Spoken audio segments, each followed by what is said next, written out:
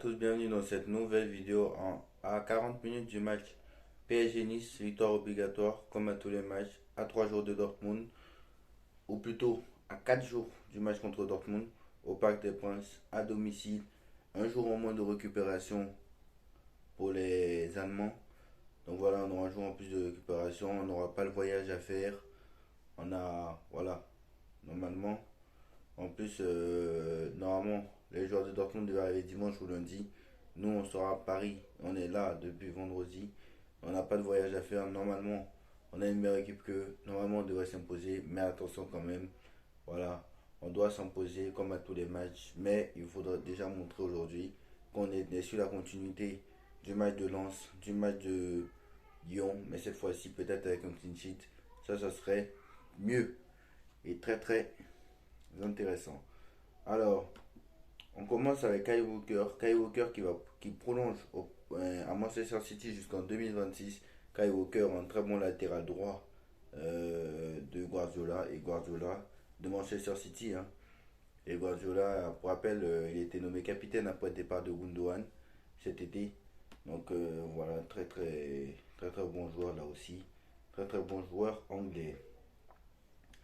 Alors, le groupe pour ce match, Navas, Hakimi, Ugarte, Marquinhos, Kylian Mbappé, Gonzalo Ramos, Dembélé, Danilo, Vitinha, Colomani, Lucas Hernandez, Cherendour, Carlos Soler, Barcola, Zayemri, Skriniar, Ethan Mbappé, Kurzawa, Arnaud Tenas, Donnarumma. Donc voilà. Et oui, Kylian Mbappé est bien dans le groupe et il sera bien titulaire. Il sera potentiellement titulaire. Donc voilà. Donc voilà. Alors, donc voilà. Normalement, il y a les compos. Je vais essayer de voir les compos. Normalement, il y a les compos. À cette heure-là, normalement, il y a les compos. Alors, est-ce qu'il y a les compos?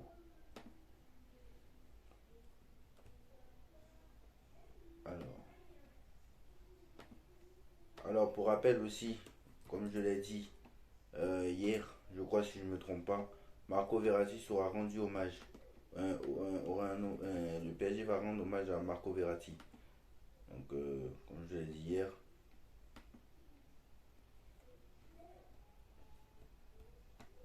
donc voilà. Je l'ai dit hier, si certains l'ont entendu, voilà. Donc, c'était aussi l'info du jour. Ensuite, oui, ensuite on va parler donc de Bruyne. De Bruyne qui dit que qui a donné une interview donc, et Lionel Messi qui dit que très clairement Messi ne méritait pas le ballon d'or et que c'est Haaland qui devrait l'avoir très clairement, et je suis assez d'accord avec lui. De Bruyne, le journaliste se demande euh, Kevin, selon vous, qui devrait gagner le ballon d'or cette année, Haaland ou Messi? Il répond Erling Haaland sans aucun doute. Le journaliste se répond mais Messi a gagné la Coupe du Monde. Il dit en 2010, Iniesta est devenu champion du monde en donnant le titre à son pays, avec un but, et n'a jamais remporté le ballon d'or. Il n'a pas remporté le ballon d'or. Pour rappel, en 2010, en Espagne, avec la génération dorée, Xavi, Iniesta, Busquets, Puyol, on va pas tous les citer, mais voilà. Villa et Pedro et tout ça.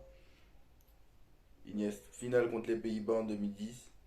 Iniesta qui donne le titre à l'Espagne. Donc voilà. Mais en 2010, Messi il avait marqué plus de buts qu'Iniesta. C'est normal, c'est un attaquant aussi. Vous avez, vous avez tout à fait raison. Cette année appartient donc à Haaland, qui a marqué plus de buts que Lionel Messi. Il a raison. Il a raison. Moi, je suis d'accord avec Kevin De Bruyne. Il a raison. Ensuite, voilà. Moi, je pense que il a tout à fait raison. Ensuite, c'est vrai que Haaland mérite vraiment le ballon d'or et malheureusement Haaland sera deuxième parce qu'il y a eu la Coupe du Monde et que cette Coupe du Monde a tout gâché malheureusement. Alors, on passe maintenant à la dernière info. Matuidi Alors Blaise Matuidi regrette les conditions de son départ au Paris Saint-Germain, pas son départ, les conditions. Je ne dirais pas qu'on m'a fait comprendre qu'il fallait que je parte parce qu'on me l'a dit que je parce qu'on m'a dit que je voulais rester si je voulais. Donc déjà on n'a pas jeté du Paris Saint-Germain. J'avais le choix. Si je voulais rester, je serais resté. Je n'ai pas senti l'envie du club, ou du moins de certaines personnes, de forcément me garder. Si on veut vraiment me garder, on te garde. Si on veut vraiment te garder, on te garde. Donc voilà, il est en train de nous dire en fait que le PSG n'était pas contre son départ, mais en fait, ils n'étaient pas contre qu'il reste, mais en fait, leur priorité c'était de s'en débarrasser. Pour moi, c'est un rêve de jouer au Paris Saint-Germain et j'ai réalisé, et je l'ai réalisé. Quand tu passes autant de temps dans ton club de cœur, j'ai pleuré juste quand je suis parti. C'était trop d'émotion de se dire que tout était fini. Donc voilà, très grand joueur, mais Matuidi aussi, très très bon joueur, tu auras mon respect, champion du monde. Pour rappel, il a pris sa retraite, hein, bien sûr. Mais Blaise Matuidi en tant qu'entraîneur, ce serait pas mal, hein. Il a un bon discours à la Coupe du Monde, on a vu qu'il était bon. Coupe du Monde 2018, hein, bien sûr. Il a pris sa retraite, bon, tout le monde dit qu'il était très très bon. Joueur du Paris Saint-Germain, au début de l'RQSI, il est arrivé en 2011, hein, il est parti en 2017, comme Javier Pastore. Lui est parti, Pastore, lui, il est parti en 2018. Donc voilà, il a été recruté en même temps que Javier Pastore. Il était même recruté avant Zlatan. Zlatan est arrivé en 2012.